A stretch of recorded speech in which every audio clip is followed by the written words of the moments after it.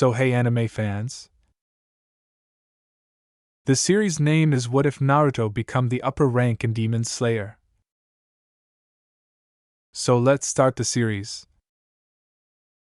Slowly, she regained consciousness. Why am I on the ground? She asked herself as she woke up. She thought, deeply perplexed. She noticed that her clothes were torn and ruined, and that she was covered in bruises, scrapes, and dried blood. She wasn't sure of whose blood it was, and she wasn't particularly interested in finding out. She slowly forced herself to sit up. She stood up by pushing herself up against a neighboring wall and looked about, thinking, "Wow, what a dump!" with a grimace. As she had imagined, the surrounding area, a village, if her hazy memory serves her well, looked awful. As far as she could see, which was surprisingly far, all that was left of what had once been magnificent, tall structures was a pile of rubble. The path, which was made of stone slabs, was full of craters and cracks. She began to move forward slowly, using the remnants of a wall as support. She narrowed her eyes and tilted her head to the side, thinking, "Geez, it looks like this place got struck by a hurricane." Then she thought, "What's a hurricane? Or even better, where am I? What took place? Who am I?" she asked as she stopped moving. Her eyes enlarged, and she fell to her knees, her eyesight becoming cloudy. Why am I unsure about my identity? Her hands instinctively reached up to her head and clutched at her hair as she thought frantically, and her breathing became more labored. She abruptly stopped, released her death grip on her hair, and inhaled deeply. Her eyes closed as she pressed her palms to her chest, gradually bringing her breathing under control. It felt natural to her, almost instinctive, as if she had done it before. "Focus," she urged herself. "Now isn't the time to panic. Take in your surroundings, assess the situation, figure out what you can, and don't give up, ever." "Well, that was something," she murmured, blinking as she looked down at her blood-covered palms. "First things first, wash off the blood," she scowled. She looked around and noticed a stream a few rubble heaps away. She got up on wobbly legs and approached it gingerly, almost falling on her face a few times. When she finally arrived at what she initially believed to be a straightforward stream, she was able to observe, while kneeling, that it actually sprang from a huge body of water that was located just beyond the debris. She mumbled, "Whoa, I guess I'm on an island," and then stooped to quickly wash her hands. After washing the majority of the blood off her hands, she noticed her reflection in the water. The girl who was staring back at her appeared to be a young adult with waist-length, fiery red hair. She looked directly at her reflection and noted her bright blue eyes, fair skin, and oddly enough, 3 distinctive whisker-like marks on each cheek. She raised a hand and traced the marks, thinking, "I'm pretty sure those aren't normal." But she also thought, "I kind of like them, they suit me, and damn, they're almost as thick as my finger." She rose from the water and surveyed her surroundings, attempting to choose which way to proceed. She thought, "Guess I'm going that way," after a sudden explosion in the distance answered her question. She turned to take one last look at the water before moving toward the smoke that was slowly rising in the distance. Had she continued to look at the water, she would have noticed that her pupils were more slitted than round. "That took a lot longer than I thought it would," she sighed as she arrived at the scene of the explosion and the smoke that followed about 20 minutes later. Because she had to avoid the debris and kept coming to dead ends, the hike took much longer. Oddly enough, she felt the need to leap onto one of the still-standing structures and go that way, but that idiot, who would travel on building roofs? They might suffer severe injuries. Once she had caught her breath, the redhead looked up to see where the smoke was coming from. The scene she saw almost made her puke up. Bodies. There were just dead bodies, horribly disfigured bodies, and the horrifying scene before her made her whole body tremble. She braced herself and went to the next body. Although she couldn't see the face, the individual had gorgeously long blonde hair. She crouched down beside the body and carefully felt for a pulse. Nothing. Poor soul, she thought as she turned them over to assess their appearance. May they rest in peace, she said. She was met by the face of a young adult woman who couldn't have been more than 30. Her dark eyes were dull and stared up at nothing, and her lips were open and dry. She drew a trembling breath and then slowly raised one hand to gently close the woman's eyes as the redhead had to turn away abruptly, blinking away the tears. The blonde woman shouted, "Narumi! Get back here!" as she ran across the water around Yuzashio, being cautious to stay out of the whirlpools. Narumi, who was about 8 years old, shouted back, racing a short distance ahead of her. "You're never gonna catch me!" Cranking her head back to gaze at the blonde, Narumi added, "Your old age is making you slow, Yujitone!" Yujito yelled, with a frown on her face, but her eyes were still sparkling with laughter. "I'm 21, Gaki, I'm far from lookout," she said, but halfway through, her eyes widened in fright, and she sped up. When Narumi turned her head back, she saw that she was going to plunge headfirst into a whirlpool. "Oh, sure dash," she began, but her words were interrupted as she entered the whirlpool, which instantly began to pull the child toward its center. Yujito halted at the brink of the vortex and said, "Narumi!" Her eyes darted across the perilous water, frantically looking for the young redhead. Only because of years of ninja training did she avoid falling into the vortex as a sharp force struck her back. "Did I scare ya, Yujitone?" Yujito asked, turning her head to see an uninjured Narumi. "You should know by now that the whirlpools don't hurt Uzumakis," Narumi added. Ignoring Narumi's outraged cry, Yujito yelled, "Gaki!" and grabbed her off her back, hugging her against her chest. "Don't do stuff like that, my heart can't take it," Yujito said. "See, Yujitone, you are old," said Narumi with a laugh. While still holding the infant, Yujito said, "Shut up." After a while, she replied, "Come on, let's go find your brother and get some ramen." Yujito then began to make his way back to the hamlet, being mindful of the whirlpools. Narumi exclaimed, "Yay, ramen!" before tucking herself deeper into Yujito's embrace. "Arigato, Yujitone." "Dedashimashite Muto," Yujito replied with a smile as he looked down at Narumi. As she staggered away from the blonde's body, more memories of her and Yujito filled her head, causing her eyes to close. She muttered, "Yujitone," as she gazed at her alleged sister's body with tears welling up in her eyes. In an attempt to stop her weeping, Narumi raised a hand and stepped aside from Yujito's body. However, she stumbled on uneven ground and lost her equilibrium, falling backwards and sliding down a hill. Narumi managed to save her head from a terrible bruise by catching herself in time. She looked up to see where she landed, ignoring the searing scrapes on her hands and knees. Her eyes widened, and the blood instantly drained from her face. There was a sea of bodies in front of her, most of them severely mangled, and the ground was scarlet from the enormous amount of blood on them. Narumi rose on trembling knees and approached one of the corpses carefully, pushing it with her foot to reveal the face. A short man with dark blonde hair and bright, pupilless pink eyes turned in the direction of the voice, saying, "Aji-san! Aji-san! Look!" A large, black hook-like weapon was on his back, and a jagged scar ran from beneath his left eye to the base of his jaw. He nearly fell when a red blur struck him, but he grumbled and was able to maintain his equilibrium. The orange and yellow blur that struck him a moment later was the cause of his fall. The man, now known as Yagura, exclaimed, "Yagura-san!" as he looked up at the two active kids seated on top of him.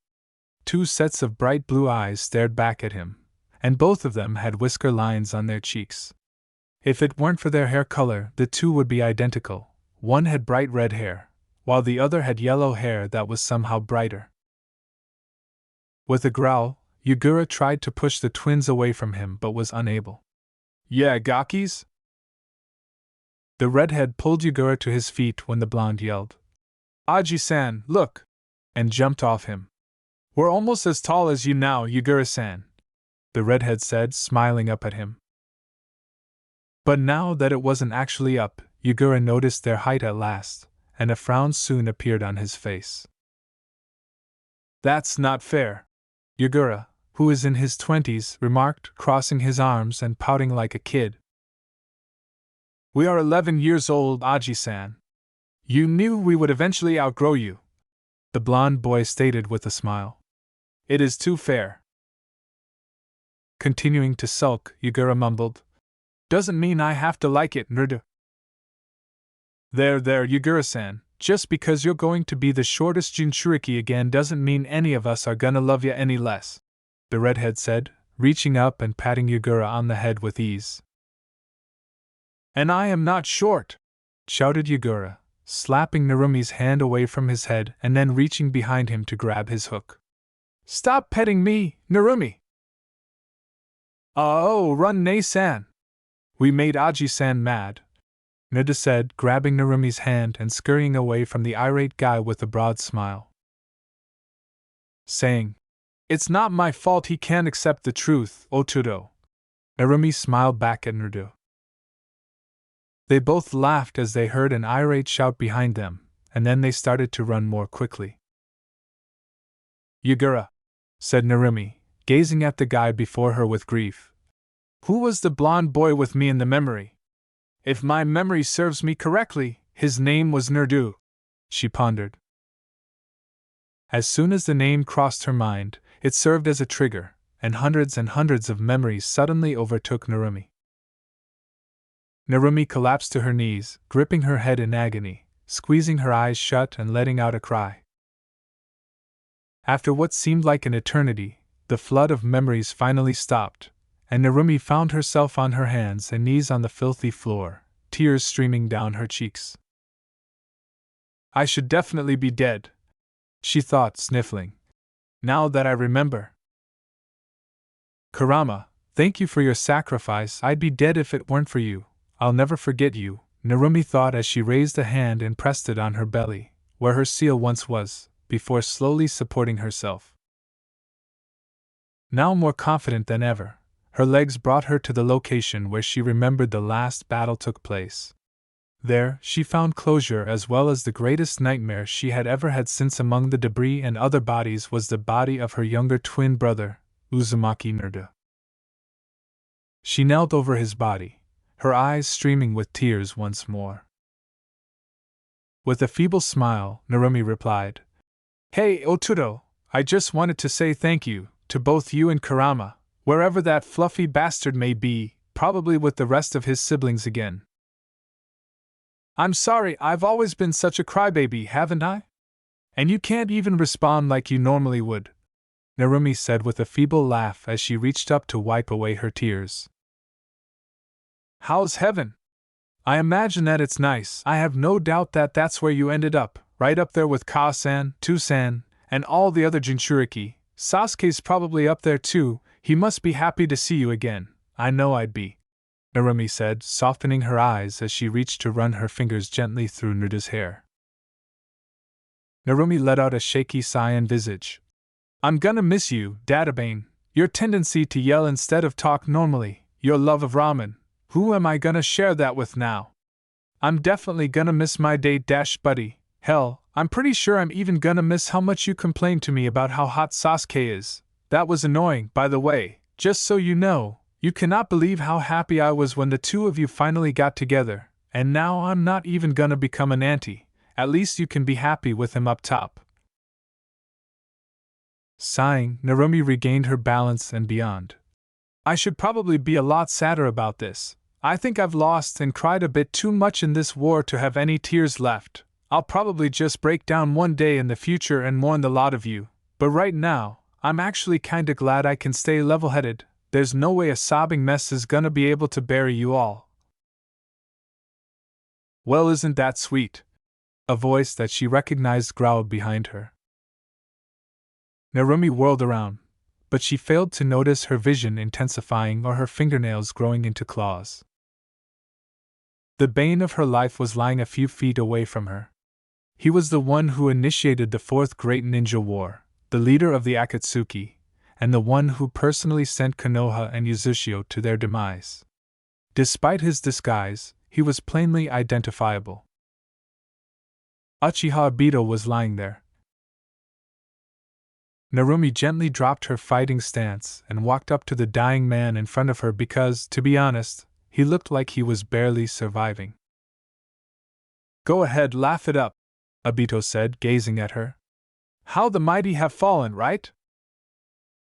As terrible as you are, Narumi said. I'm not going to laugh at a dying man, Obito, that's more up your alley. Narumi knelt next the man and inquired. So, who dealt the finishing blow? She was intrigued since she could see that he was in no condition to hurt her. Obito had the gall to laugh at her statement that, I wasn't really here to witness it since, you threw me across the island. But the laughter soon changed into a coughing fit. If Narumi looked closely, she could see blood trickling down his chin. After a moment, Obito remarked, Nerda did it, adding, I impaled you and threw you off into the distance, and he got really mad. The Kyuubi healed that up nicely, didn't it? There's not even a scratch left. What did end up happening to it? Did it D-dash? Obito said, slowly and painstakingly turning his head to look at Narumi's torso. Narumi's palm shot forward and wrapped around Obito's throat, interrupting anything he was about to say. Narumi hissed, Don't you dare insult Kurama! Disregarding Obito's gasping for air. He practically raised me. He got me and my Otudo out of that hellhole that was Konoha. He sacrificed himself to save my life. He was my best friend, and you have no right to disrespect him, you worthless worm, Narumi said. Obito's face turned a pleasant shade of blue as she spoke. Almost regrettably, Narumi relaxed and let the killer inhale deeply. Narumi, who doesn't generally hate people, watched in poorly concealed contempt as Obito laughed uncontrollably after catching his breath. She scared and hated Obito with all of her heart, and then some. You really care about that demon, don't you? Tell me, how'd it feel when you realized he was giving up his life so you, a pathetic empathizer, could live?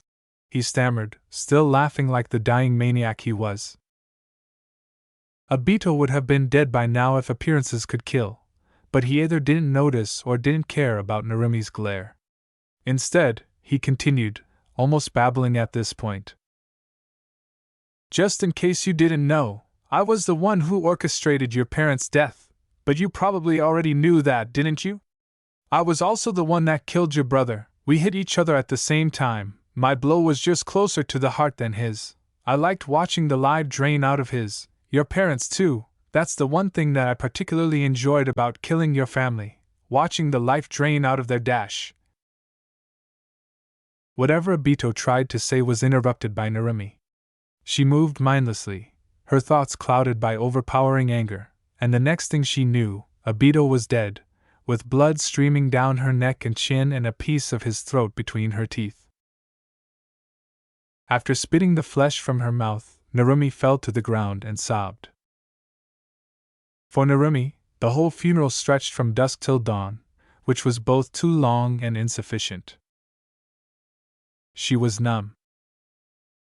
Family, friends, and foes were all buried by Narumi with equal care when all the remains were discovered and taken to a sizable area of open land.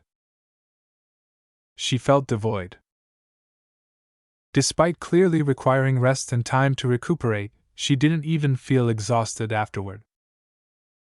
She had no feelings. Narumi made the decision to search among the debris. She discovered a sealing scroll that was only slightly damaged, which she used to carry and keep whatever she thought would be helpful. She then proceeded to the sealing chamber entrance, which was designed to resist a tsunami, so she wasn't shocked to discover it undamaged. The injured and citizens were meant to travel there, but there wasn't enough time. She felt empty. She collected all of the scrolls she thought were significant, along with any weapons that might have been kept there. She also collected a lot of blank paper and ink, which she put into a more sophisticated sealing scroll. The scroll she discovered outside was also quickly sealed inside it. Narumi needed food, but she didn't have the energy to get any because she was already worn out from sealing the goods she desired with the little chakra she had recovered. She was worn out. She chose to take the backpack that was in the back of the room, and inside she placed the 2 scrolls she used to seal everything, the 1 kunai she kept for self-defense, and the damaged Yuzushio Hitaichi she had discovered.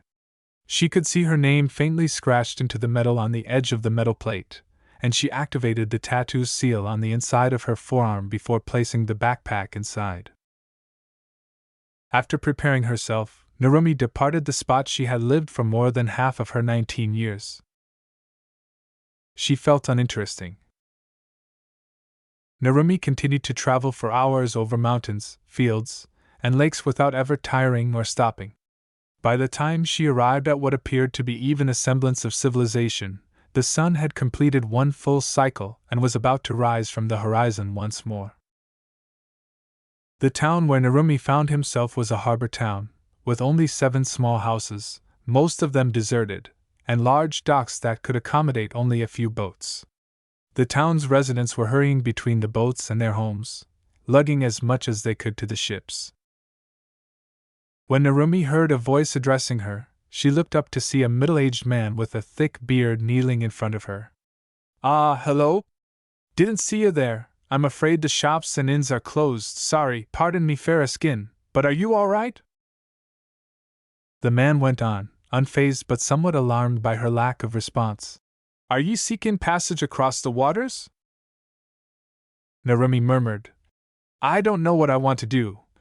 And the man's eyes grew pitying. Observing Narumi's flinch at the mention of the battle, he said, "Ah, I see, the war got to your part of the nations too, didn't it?" She turned away and muttered, "Yeah, my family and our frontline fighters." "Were?" he said again, his eyes glimmering with fear and hope. "Is the war over?" "The war's over, yes, but the Akatsuki destroyed everything," Narumi said with a little pout, glancing around at the civilians getting the boats ready. "You're making the right choice by leaving. There's nothing left in the elemental nations that's worth staying for," she said. "Yeah, I figured," the man said with a deep, sorrowful sigh that was full of acceptance. "Apologies for my bluntness, but from the look in your eyes I'd reckon you're the only one out of your family that survived the front lines," he said, extending a hand towards Narumi. Narumi's eyes were downcast and refused to meet his own. At last, Narumi looked up at his offer, her eyes widening slightly. "Yeah, I'd recognize those kind of eyes anywhere. Come on, Missy, you can hitch a ride on my boat," she said. With sincerity, she answered, "Arigato gozaimasu. I'll be sure to repay your kindness as soon as I can." She then took his still outstretched hand and pulled herself to her feet. The man cracked a joke. "That's gotta be the most emotion I've seen you show since we met, and I don't think a face like yours is meant to be that blank. Don't worry, we'll work on it while we're sailing." "Name's Daisuke.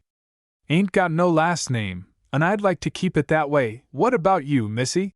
he said, maintaining a strong hold on Narumi's hand and shaking it thrice. "He kind of reminds me of Naruto and Rashi," Narumi said, glancing at the now dubbed Daisuke's radiant smile, sparkling eyes, and generally fatherly aspect. The side of her mouth quirked slightly, the first smile she's made since it. To Daisuke's credit, he didn't react externally to her last name. Whether he did so internally or not is still up for question. "Uzumaki Narumi," she said. "Nice to finally have a name to attach to the face, Missy," Daisuke replied with a broad grin. Do you mind helping me lug those crates behind you onto my boat? It's the dark one on the far end of the harbor. When Narumi turned back, she observed that there were roughly 5 containers, each of which was nearly 3 times as wide as she was and reached her hip. This may be the first step I take in repaying his goodwill, plus it provides me an opportunity to try out this chakra-enhanced power I gained from Kurama, Narumi pondered. Sure, Narumi responded with a neutral expression on her face. She leaned down and scooped up 3 crates that were stacked on top of each other with ease. She stopped, checked their weight in her arms, and then turned to face a slack-jawed Daisuke. What's inside these crates, Daisuke-san? She said. Fortunately, Daisuke recovered quickly and responded. The top 2 contain food, and the bottom one contains boat parts. That's an impressive skill you got there, Missy. As Daisuke leaned down to pick up one of the 2 crates that were still there, Narumi's face still had a deadpan expression, but there was a faint frown on her face. My name's Narumi, she stated. Daisuke tipped his head back and let out another giggle. I know that, Missy, I've just grown attached to the nickname, he said.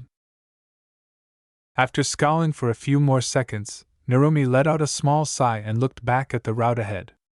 Whatever you say, Daisuke-san, she said. Daisuke turned to stare at her and cried. Drop the san! It makes me sound old, and I ain't old yet. Narumi reiterated. Whatever you say, Daisuke-san, picking up a little speed to pass the elderly guy. The outraged scream Daisuke let out almost caused a tiny smile to appear on Narumi's lips. It didn't take long for Narumi to load Daisuke's possessions and supplies onto his boat thanks to his newly discovered strength. Before long, Daisuke was explaining to her how a boat operates. After completing his explanation, Daisuke said, And that's about it, did you get everything? Got it, Narumi murmured, staring at him blankly. Daisuke screamed, thrashing his arms. Stop staring at me like that, Missy! It freaks me out. When Narumi said, Gomen Daisuke-san, I'll be in the crow's nest if you need me. She bowed briefly before leaping up and landing in the crow's nest. Narumi looked down at Daisuke as he let out a choke scream. With one hand gripping the front of his shirt, he shook his fist in the air and roared. Give me a warning before you do that ninja shit, Missy! You nearly gave me a heart attack. I'm afraid I can't stop doing it, since it's my heritage and is running through my veins, Narumi said, tilting her head. Does me being a kunoichi bother you, Daisuke-san? She questioned. As he bent down to untie the boat from the harbor, Daisuke sighed and casually waved his now relaxed hand at her, saying, It's fine, just tell me before you do anything crazy, got it? They were going to be the first vessel to leave the harbor, and it just so happened that the boat leading the migration was the one leaving first. After stating, I can't promise anything, but I'll try my best, Narumi turned to gaze at the sea. Daisuke complained, Good enough, and rolled the rope before throwing it into the boat's corner. He then leaned slightly and kicked against the dock, pushing the boat out into the ocean. He said, And we're adrift, and walked over to the helm. Where are we heading? The ocean seems calm enough for safe travels, Narumi told him. When Daisuke stumbled, he almost fell face first onto the deck if he hadn't grabbed the steering wheel. Narumi looked down at him with an almost inquisitive inclination of his head. You climbed aboard a vessel without even knowing where it was heading? He barked. Narumi shrugged and leaned over the side of the crow's nest to gaze at the unkempt man. Your chakra didn't convey any malicious intent, and I didn't want to stick around, she murmured. After correcting himself, Daisuke said, Right, ninja got their freaky chakra sensin and shit. We're called shinobi, Narumi screamed.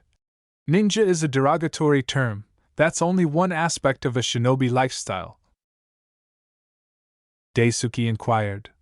Then how many different branches of ninja do you combine to be a shinobi? He caught a glimpse of the other boats departing the harbor and trailing after him. Narumi pondered the query. Well, she replied, the basics consist of ninja, samurai, and assassin skills, but there are a bunch of different directions a shinobi can take. No shinobi is a one-trick pony, but the basics are something everyone has to learn before specializing in what they're good at. Since Daisuke's chakra genuinely had no malevolent intent, Narumi felt no harm in sharing with him as much of the shinobi way of life as she could recall from her academy days. In exchange, Daisuke told her stories about his experiences traveling the wide ocean. Some of the stories seemed absurd to Narumi, but Daisuke likely believed so about her shinobi tales, so who was she to judge? It was pleasant to unwind and take in the scenery while chatting with a friend for hours. Narumi felt more at ease than she had in a long time. Narumi's tendency to project her chakra into the space around her was the only thing that made her realize something was amiss. She detected a disturbance in the region ahead of them, and when she peered through the spyglass on the crow's nest, she saw dark clouds accumulating in front of them. Halfway through his tale, Daisuke paused when he saw Narumi staring through the spyglass. He followed her gaze and took on a somber expression. With the answer already known, Narumi questioned, "We have to go through that, don't we?" "Aye, we do. I don't think all of us are gonna make it through," Daisuke remarked, glancing over at the boats in the background. Additionally, Narumi looked, and that was their fatal error. Narumi instantly pumped chakra to her feet to prevent herself from falling when the boat rocked strongly.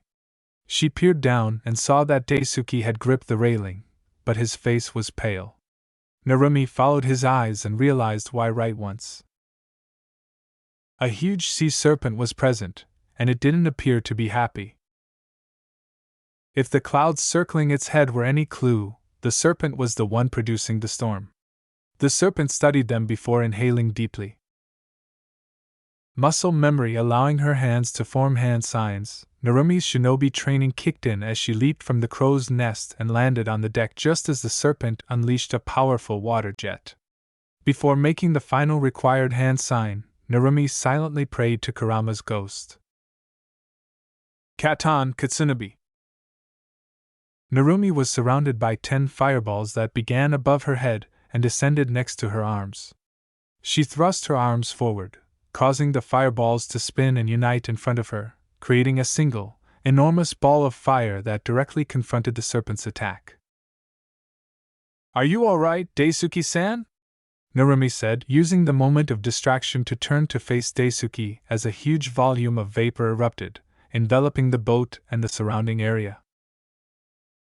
"Yeah, I think I'm okay," he responded, giving her a quick glance before asking, "I thought you said your affinities were water and then wind?" "That's pretty much the only fire jutsu I can use effectively. Any other fire jutsu just sputters out or is below its full potential. I would have used an earth jutsu, but there isn't any solid ground nearby for me to look out," Narumi said, extending her senses to search for the serpent. Narumi interrupted herself and dove for Daisuke, tackling him to get him out of the way as the tail of the serpent struck the section of the boat he was just approaching. The impact created a huge breach in the boat's deck, which quickly widened and caused the boat to begin sinking. As he prepared to leap, Narumi informed Daisuke, "We have to abandon ship." With a hard hold on Narumi's arm to block her from going, Daisuke retorted, "We can't just leave the others here to fend for themselves." Daisuke's hold relaxed as Narumi exclaimed, "There aren't any others left. I stopped sensing them as soon as the sea serpent attacked us. I think there might be more than one," she said. Grabbing Daisuke's forearm, she effortlessly threw him onto her back. "Put me down, Missy! I know how to swim," Daisuke screamed as he struggled around her. "I don't doubt that, but you certainly don't know how to walk on water, and I'm a shinobi. I swore an oath to protect civilians. I failed those on the boats behind us, and I refuse to fail my only friend, so stop struggling before I knock you out. Fortunately, Daisuke stopped trying and instead gripped tightly.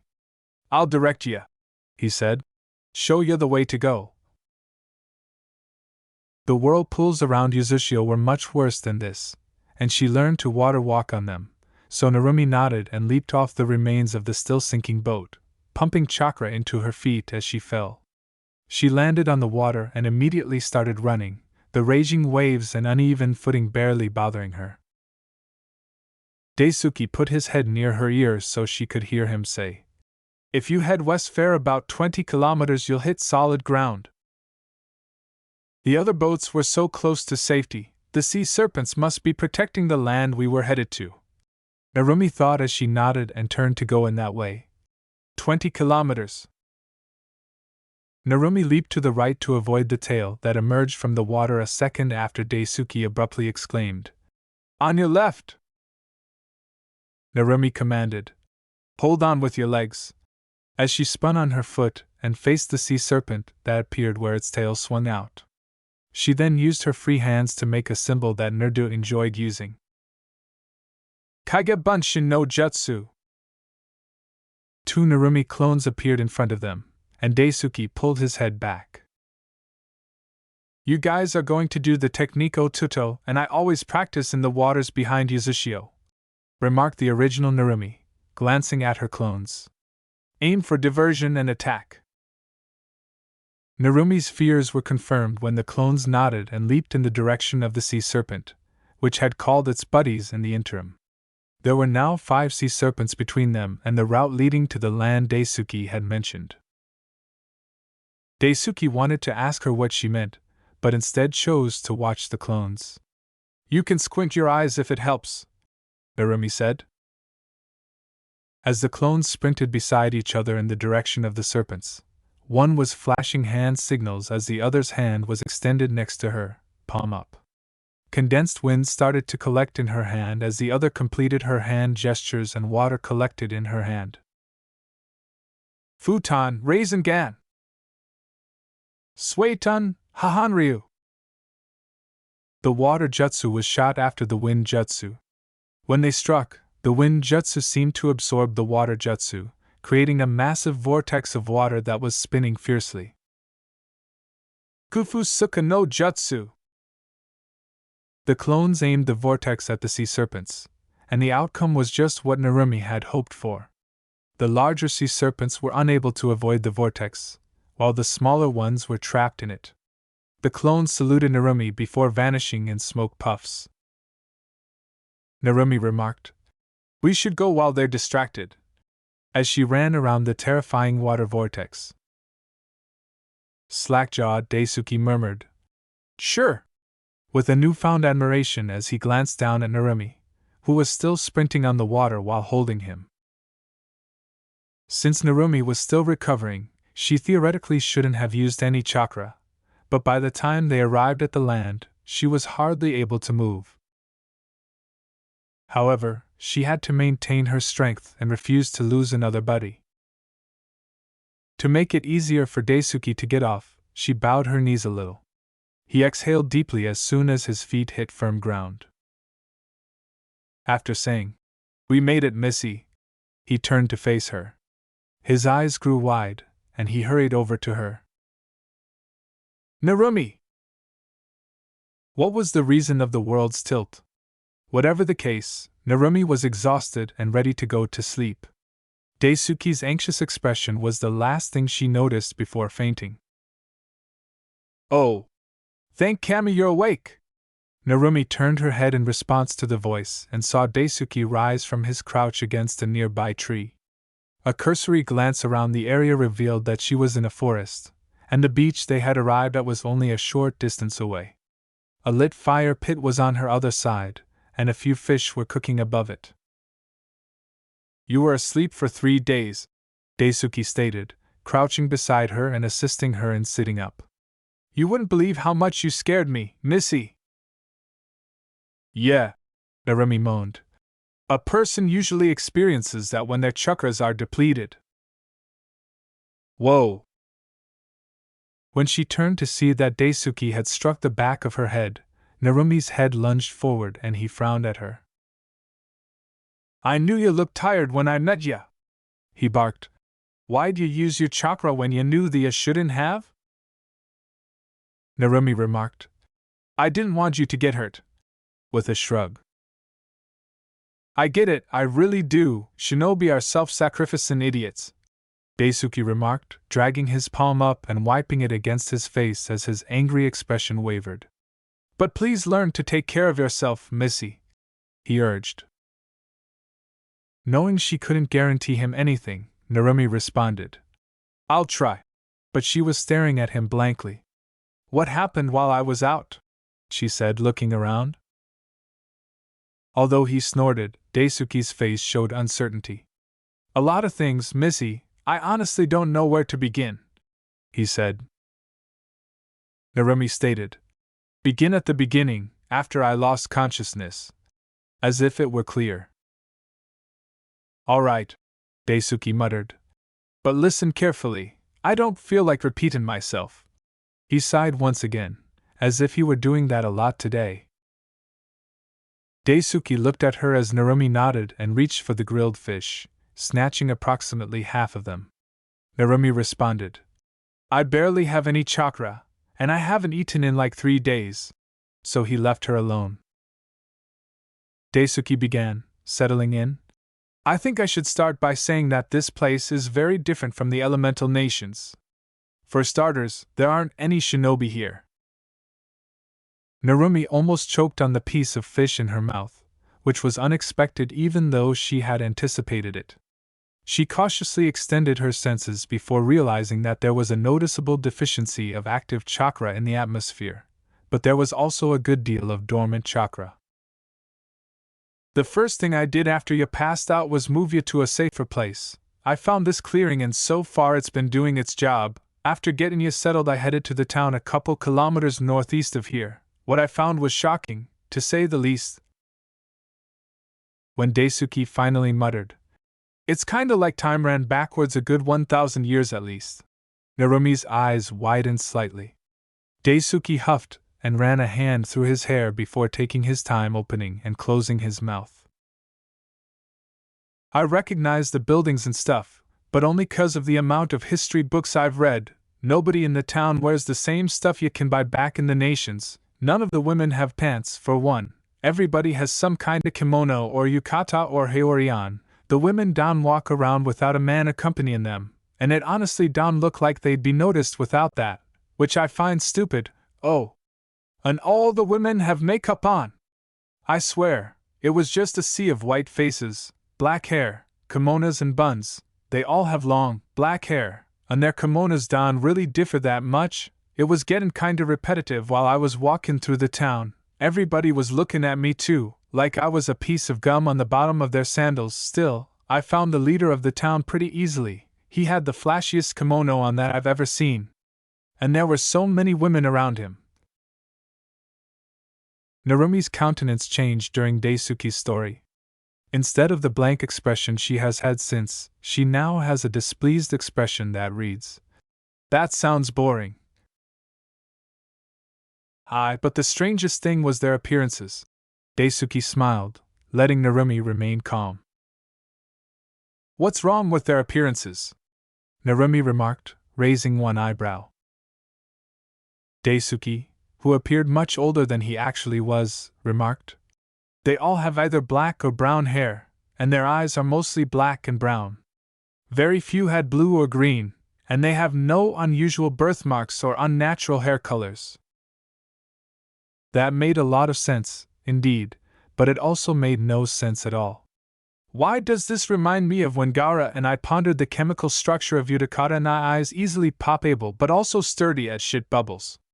Narumi wondered, lowering her eyebrow on the subject. She pondered. That's going to be a problem. I don't exactly fit in with those criteria, and if I remember my history correctly, there's a high chance that I'll either be stoned to death, forced to commit seppuku, or drowned, Narumi said, twirling a strand of her bright red hair around her pointer finger. Daisuke made an extremely interesting face at her statement, and her casual demeanor only made him make an even more interesting face. Narumi was aware that she was correct. Uzushio's scroll chambers contained a number of scrolls that described the elemental nation's pre-chakra potency in humans. These tales weren't particularly lovely, but people always have and always will fear the unknown. Daisuke cleared his throat, and Narumi ceased her return her attention to him. "Well then," he replied, "it's a good thing none of the townsfolk have seen you yet. Anyways, I managed to win the leader over with a sob story about how my family and I were a family of fishermen that got lost at sea, got caught in a nasty storm and washed up on the nearby beach after losing the boat. Told him I set up camp in the forest and that my granddaughter and I were the only survivors." "Granddaughter?" inquired Narumi. "Well, I can't call you my wife now, can I?" Daisuke responded. "That, and I've got too many gray hairs on my head to be considered your father. Hope you don't mind." "It's fine," Narumi replied. "I've never had a grandfather before. What compromise did you make with the leader, Aji-chan?" "Right," he continued, gently pressing his fist to his chest. "I told him we'd catch fish and sell it in the town in exchange for living quarters. He agreed, rather quickly to be honest, but I'm not looking at a gift horse in the mouth." Daisuke choked on his spit but recovered quickly. "I used some of the few gold coins I had to buy us some clothes. All I could afford were some basic kimonos. Sorry about that," Daisuke said, reaching into his pocket and taking out a key. "He gave me the key to a log cabin on the other side of the forest, towards the south," he added, pointing to the heap of cloth against a nearby tree. Then Narumi turned to face the south and said, "When are we going to go look at the cabin?" "That's all right, you've already done so much for me, so I'm not going to complain," she responded. Daisuke reached out to Narumi and said, "I was planning on taking a look in a couple of hours, but since you woke up we can go together." Although Daisuke maintained a tight hold, Narumi softly shook off his hand after accepting it and heaving herself to her feet. "You said the cabin was south, right? Then let's go," Narumi remarked, before turning around. "I'll be fine," she responded. Then she knelt down and gathered up her bundle of clothes. Narumi led the way when Daisuke picked up his own pack, but he made sure to stay within arm's reach of her in case she fell. Narumi's usual expression of blankness seemed suitable in this circumstance. The cabin, if it could even be called that, was a dump. It was a simple wooden cabin that was raised slightly above the ground by wooden beams, but it was in terrible condition. The walls were made of water-damaged, cracked, and loose wooden planks. The windows were wonky, the roof had holes in it, there was no door, and there was no way to enter the house because there were no stairs. Narumi declared, "I'm pretty sure you got scammed, Aji-chan," as she examined the little wooden shed at the back. While gazing at the cabin, Daisuke deadpanned. "His excitement when he gave me the key makes sense now. He obviously didn't know that he'd be giving the house to a shinobi and someone who's lived around shinobi their entire life," Narumi remarked as he turned to face Daisuke. "No, he didn't," Daisuke said with a smile as she reached forward to tousle her hair. "Come on, Missy," he murmured as he made his way back to the clearing. "After you get your chakra back, we can fix the house and go fishing tomorrow." Narumi remarked, "How sure are you that he gave you a decent boat?" as she fell in step with him. "There ain't any fish in the market, so I got a feelin' they don't have any fishermen in the town," Daisuke questioned. "Are you sure you're comfortable like that?"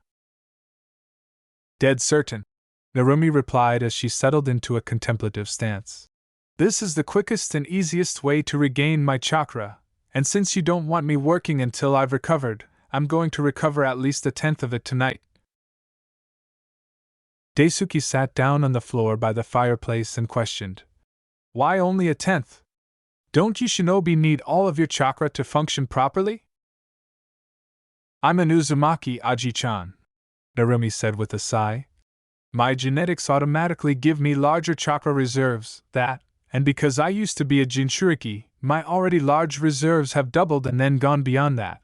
A tenth of my entire chakra reserves would be equal to the chakra of about 20 jonin. I don't really understand shinobi rankings all that much, but I'm pretty sure that's a lot of chakra. Missy, what did you do? Absorb the Kyuubi? Daisuke remarked, whistling softly. Narumi said, something like that. And while in the boat, she actually told Daisuke about most of her past. She never told him the specifics of what happened in Yuzushio, but she gave him the general idea. She didn't want her traveling companion to be unaware of what he was getting into by hanging around with her, and to her surprise, Daisuke didn't care. Narumi was not ashamed to admit that she almost started crying when Daisuke threatened to punch her in the face if someone who had previously harmed her appeared. Consequences be damned. An honest man, Daisuke was kind, hardworking, and unafraid to stand up for what he believed in. When Narumi was alone, she fell in love with him because she was afraid of being alone at the time and still is. She knows that whoever she becomes attached to will get hurt, and that life would be much easier if she isolated herself, but she detests being alone. So that night, while Daisuke was sleeping and the fire was burning, Narumi made a vow to herself that she would protect Daisuke and anybody she became close to until the day she died. She also meditated to replenish the chakra she had before Kurama's sacrifice. Narumi's nindo was to never give up, and Nida's was to never break his word. She reasoned that she could combine the two and make a new nindo for herself. I will never break my promises, Narumi said into the stillness. I will never break my promises, and if someone tries to get me to break them, I won't give up until they've been stopped, because that's my nindo, my ninja way.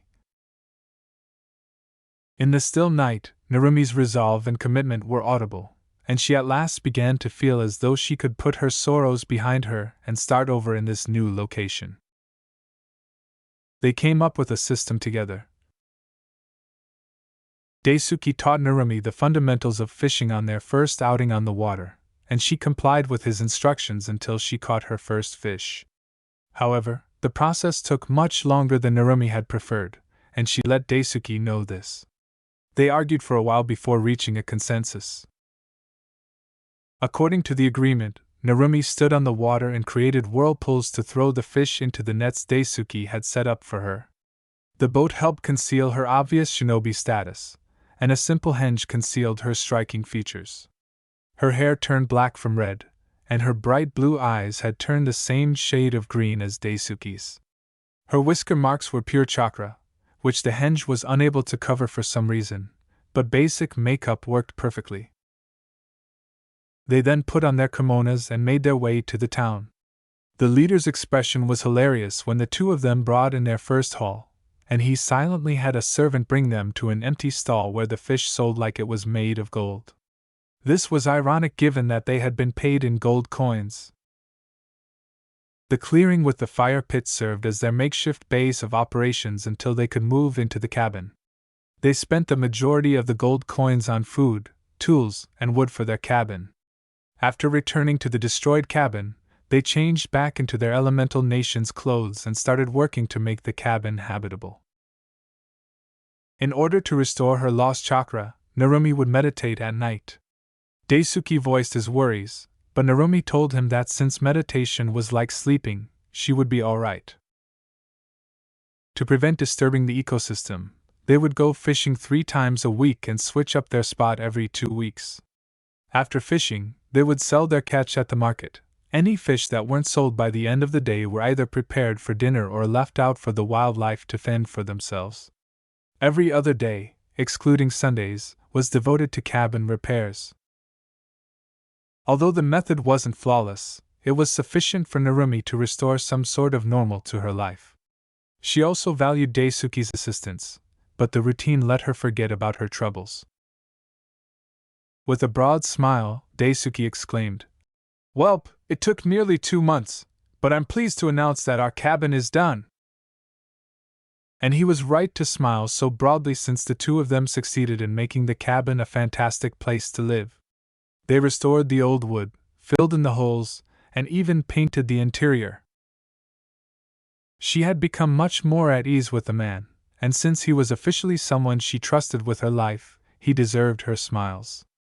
It's almost like we built a cabin stuck in two different time periods, Narumi said, turning to smile at Daisuke.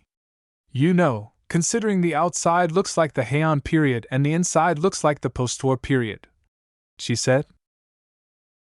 Narumi conducted some research and came to the conclusion that the elemental nations were far ahead of their time due to the presence of active chakra and humans' ability to use it.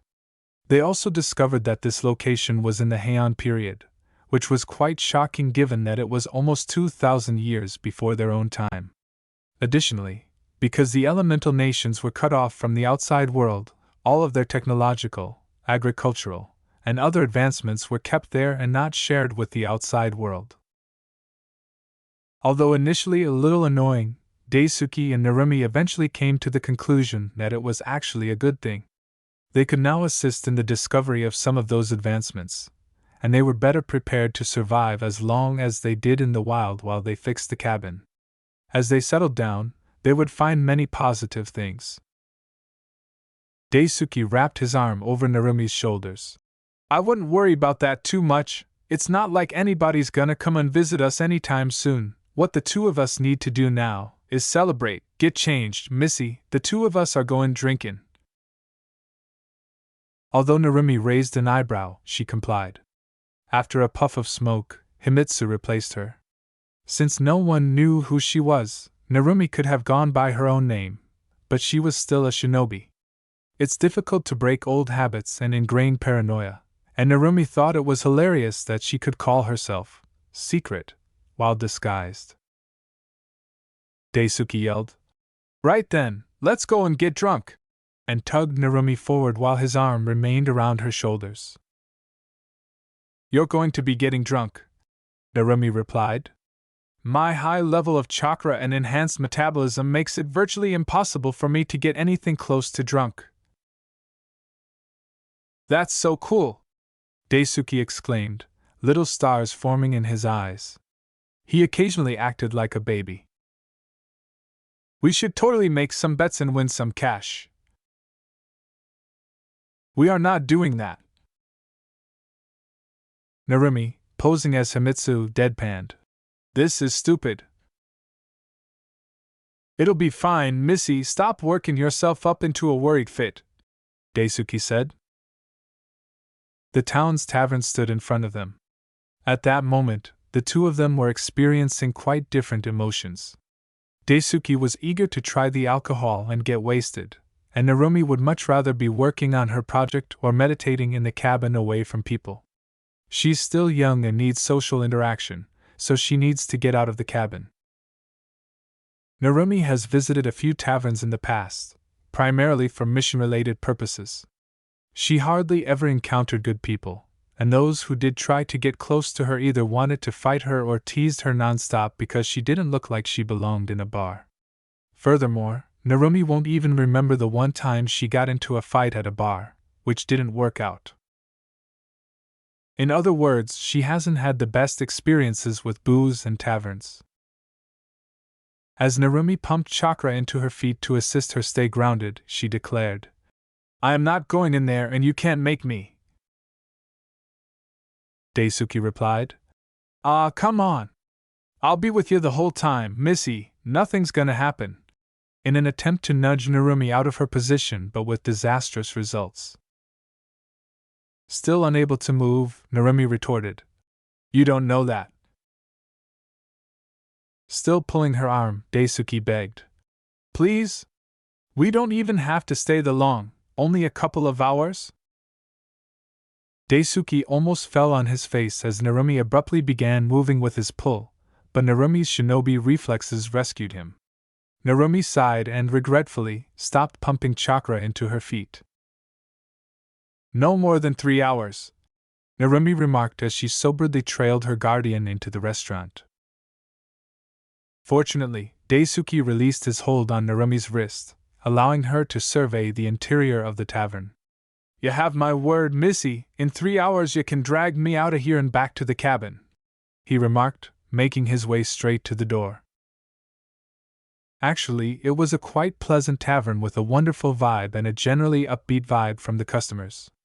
The tightness in Narumi's shoulders subsided, but she instantly snapped back when she noticed a group of inebriated young men in the far corner of the tavern.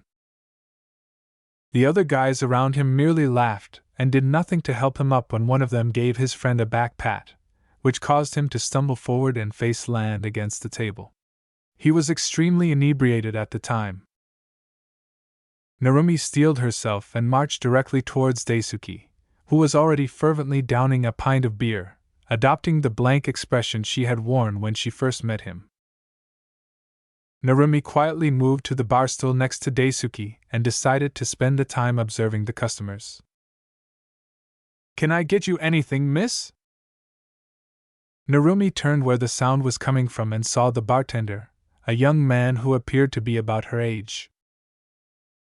When she turned around, Narumi ignored the small flushing of his cheeks, assuming it was caused by the heat from the nearby candles. "1 pint of beer, please," she said. With a nod, the bartender hurried to fetch her a drink. He came back as fast as he had gone out, holding a mug of bubbling beer.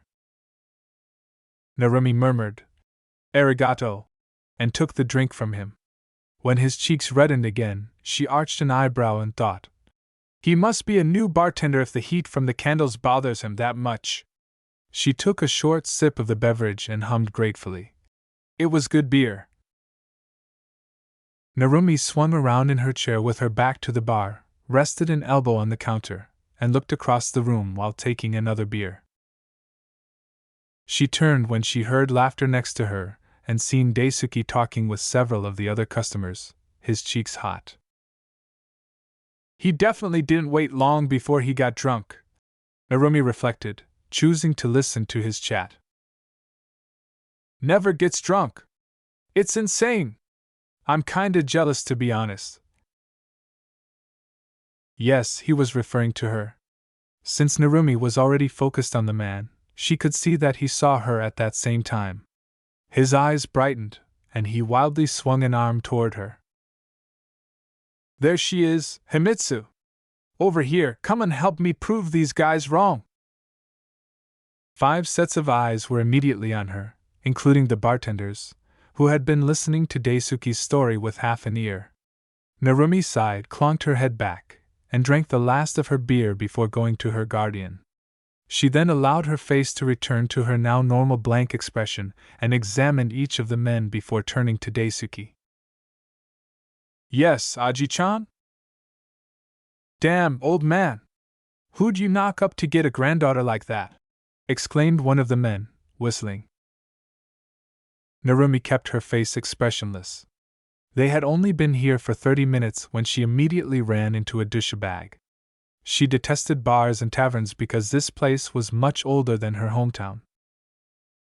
Daisuke simply chuckled and answered, Nah, I'm too much of a commoner to have contributed to any of that.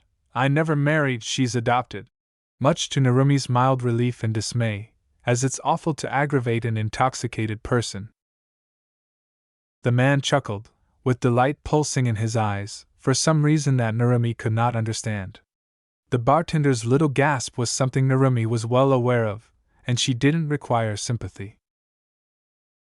My parents died when I was born. I never knew them. There's no need for me to be sad about it, Narumi replied, craning her head back and making eye contact with the bartender. The bartender grinned, but his eyes remained sorrowful. What did you need me for, Aji-chan? I was enjoying a nice pint of beer, Narumi said, turning back to face Daisuke. This place really has remarkable alcohol, Narumi said to the bartender. The bartender stumbled and hid behind his tray as his face reddened. Narumi turned to face the man who had asked if she and Daisuke were related before. Your old man claims that you can drink anybody under the table, he said. Is it true? He said. Indeed, responded Narumi, nodding her head. When she saw that the man was focusing on her chest rather than having eye contact with her, her palm clenched and her expression became increasingly difficult to maintain. Please give me 9 pints of beer, bartender-san. This man and I are going to have a drink-off, she said, turning to face the bartender. All right, I'll do that right away, ma'am, and my name is Denki, no last name, the bartender said after being momentarily surprised. Understanding flashed in Narumi's eyes as she looked at him, but she didn't respond visibly. Himitsu, also no last name. Denki grinned, but the smile was quickly erased from his face when a palm slammed down on the bar between them. Him again, Narumi thought, seeing the man's scowling and alcohol-stained visage as she gave him a blank side-eye. The man said, 9 pints of beer, and make it snappy, runt, before turning to face Narumi and grinning dazzlingly. As she gazed at his yellow, crooked teeth, Narumi didn't even let a fleeting look of disdain cross her face. Shall we? He inquired, his dazzling smile turning slightly more derisive. 9 pints of beer, for each with one in the middle. We each have to completely empty our 4 pints before grabbing the 5th one in the middle. That one must then be finished as well. Do you agree? Narumi said, silently sliding onto a bar stool while the man followed suit. If Hime wins, we get 50 gold coins, the man stated, nodding, and Daisuke came beside Narumi with a sneer. Hime? But 50 gold pieces isn't quite enough for my tastes, and that parchment paper I saw cost at least 80, so that's new, Narumi pondered. That man began. And if I win? Jerking Narumi out of her reverie. He was beaming with confidence, and clearly looked her up and down. Although Narumi's face was expressionless, she gave him the finger in her head. If I win, I get to spend the rest of the evening with lovely Hime-chan here, at my place. Oh no! I would rather don the green jumpsuit of that amusing Konoha man than approach you. Narumi's inner thoughts were racing. I'm only sitting this close to you because we can't have a drink-off if we're on separate sides of the bar. And although her face didn't change on the outside, one of her brows was slightly raised. Denki, who had brought the beer, staggered and almost fell at the man's wager. She could see Daisuke preparing to leap at the man next to her, so Narumi extended one arm to block his path. Daisuke looked down at her curiously as she stared at him, saying, He looks like a rat, I'm now going to call him Ratman. Of course, in her mind, she was the epitome of complete irresponsiveness on the outside. When Narumi answered, That's fine with me, the man grinned broadly and began to pump his fist in the air. However, he said, pausing to glance at her once more, that amount of coins is far too low, and then if you win, we'll leave immediately, for the entire weekend. The man's face gave the impression that he was going to win 200 gold coins. He agreed right away and threw 4 bags of coins onto the area between them. Narumi didn't need to verify them because she could tell they were full of coins. The stock-still man, who obviously didn't enjoy the wagers, was startled out of his trance by Narumi's words. Denki-san, the beer please, I'd like to win my earnings as soon as possible. There's a sheet of parchment paper and a pot of ink calling my name. He said, All right. And positioned the beer between the 2 contestants, 4 on each side and 1 pint in the center. A sizable crowd began to assemble around the 2 as Ratman's lackeys had somehow managed to alert the entire tavern to their competition and the stakes. Looking considerably more sober than he should have, Daisuke put a hand on Narumi's shoulder and said, You don't have to do this, missy, bending near to her ears so the other customers wouldn't hear him. Weren't you the one who said we were going to use my resistance to alcohol to win some money? That's what I'm doing right now, so why the long face? Narumi asked softly, breaking her blank expression for a few priceless moments to snort at Daisuke's suggestion. Daisuke pouted at her but still appeared somewhat concerned. He chewed out, If I knew we'd be betting against sleaze bags I wouldn't have suggested it. As Daisuke's hold on her shoulder tightened a little. With a gentle expression in her eyes, Narumi put one of her hands on Daisuke's and said, I'll be fine. Before vanishing, A tiny, playful grin briefly appeared on Narumi's face for Daisuke to see. Besides, if by some miracle I end up losing, we can just kill Ratman and skip town, she said. After snorting at Narumi's moniker, Daisuke eventually let go and took a step back. Kick his ass, Hime! He yelled after putting his hands over his lips, which prompted the other customers in the vicinity to yell their own applause as well.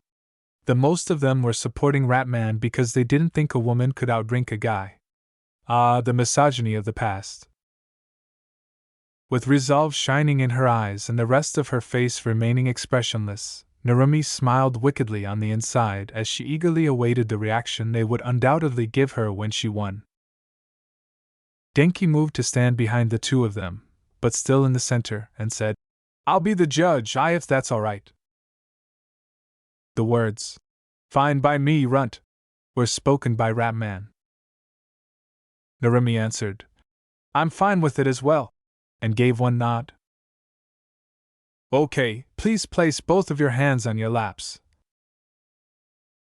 The two continued, with Narumi making an internal vow to ensure Ratman's fall was rapid and humiliating, greed and list blazing in his eyes at every round. Denki nervously glanced between the two and said, "On my mark, you may lift your hands and begin. Ready?" They both nodded. "I hope Himitsu-san wins," Denki thought, "because no woman deserves to be treated the way this man obviously intends to treat her. She doesn't look foolish, though, so she probably has some sort of plan." "On your mark," Denki started. Both Ratman and Narumi sat motionless, but below the table, Ratman's fingers were continually flexing while Narumi stayed motionless. Her perceptive eyes were focused on Ratman, dissecting him piece by piece. She grinned to herself, thinking, "I'm winning this." Denki added, "Get set," looking at the two of them one more time before he sighed and supposing that Himitsu would prevail. "Go!" Both competitors' hands instantly went to the beer cups on the counter, and Ratman took one in each hand and started downing. He didn't care that he would wake up feeling really drunk because he would get to sleep with the cute little girl. For nothing. And without opposition. His wicked thoughts caused his cheeks to flush, and he started drinking more quickly because he was impatient. The triumph was in high. Clink. Done. Ratman eventually looked away from his twisted thoughts and turned to face Himitsu, who was sitting in the same spot as before they began, 5 empty mugs in front of her, her face expressionless, and she reached up to her mouth, carefully wiping away a tiny bit of foam with her sleeve. The tavern was completely silent, and Ratman's mouth fell open. "How? I do believe these belong to me now," Himitsu remarked, slipping the coin bags inside the sleeves of her kimono as she leaned forward to break the stillness. "Way to go, Himitsu!" exclaimed Daisuke, who was standing there with a big smile on his face and a fist raised in the air, as a loud whoop suddenly sounded from next to them. Daisuke acted as a catalyst. Denki interrupted him right away to declare Himitsu the victor, and the audience burst into incredulous applause. "Good job, Missy," Daisuke said as he hurried forward and tightly hugged Narumi. "Was there ever any doubt?" Narumi asked, returning the hug with one arm. A forceful shove caused Ratman to fall off his chair, but it didn't help him gather himself because he was still in shock and hadn't left his seat. "Out of the way, slowpoke, let me show you how a real man drinks his beer." Both Daisuke and Narumi looked at her next opponent, silently assessing him. He was a burly man, almost twice as large as Ratman, and he had a cloth over his lower face, which he took off to speak to her. Narumi gave the new man her undivided attention and silently called him Hanwanabe. Hanwanabe said, "Name's Ricky, I challenge you to a drink-off." And she will continue to refer to him as such.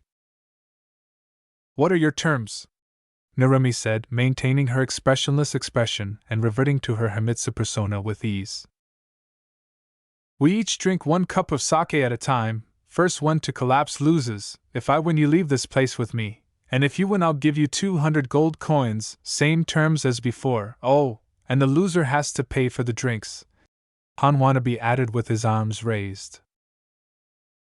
Her only answer was a whimper. "I accept," Himitsu said without hesitation. She stopped, then leaned over to Rat Man, who was lying on the floor.